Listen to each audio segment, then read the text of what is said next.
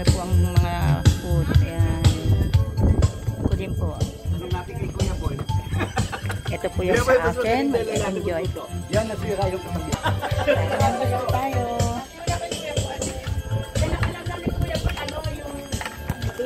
Kumakain sila. Ako din kumakain.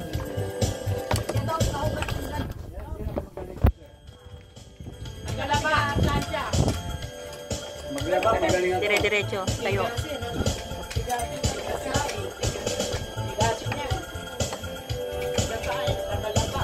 Kaya itong aking kumanda, wala itong ginagawa.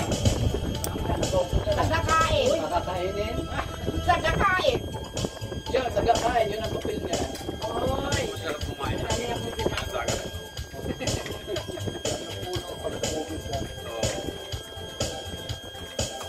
Masarap ng adobo. Salamat sa nagluto. Salamat.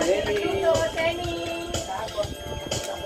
Anong oras na kaya natulog? Dahil na matulog. Maaga pag gumising.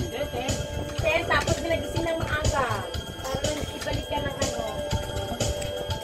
Yun palang gwardiya eh.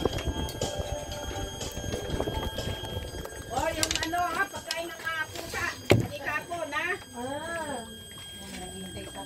Nag-aantay sa atin.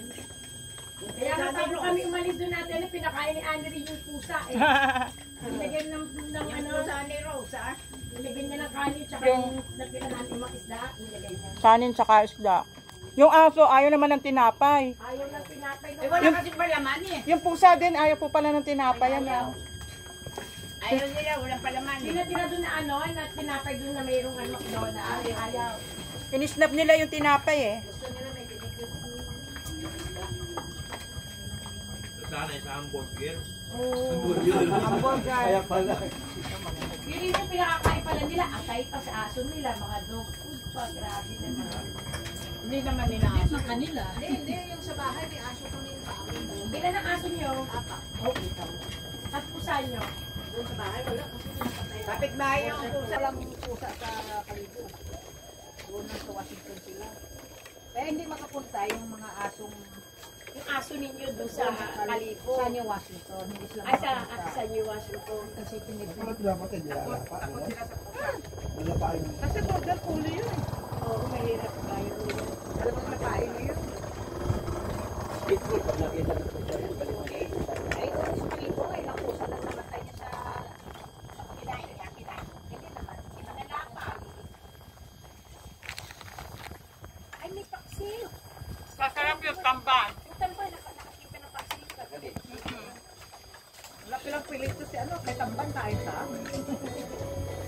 Masarap yung paksil to.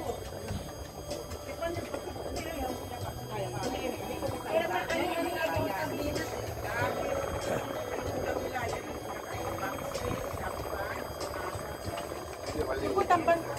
Ha? Kaya mga 20 feet ang paano. Malalim eh. Mga hindi po kami marunong lumangoy eh. Ito dyan, pwede kayo maligo dyan. Buti nga po may ganyan, magandang idea ito. May ko lang nakita yung ganyan idea. Kasi pa nagbabasa kami, sa labas kami lumalang. Naka-floating, ano yan? Dyan pwede. Kaya maganda po, may ko lang nakita yung ganyan.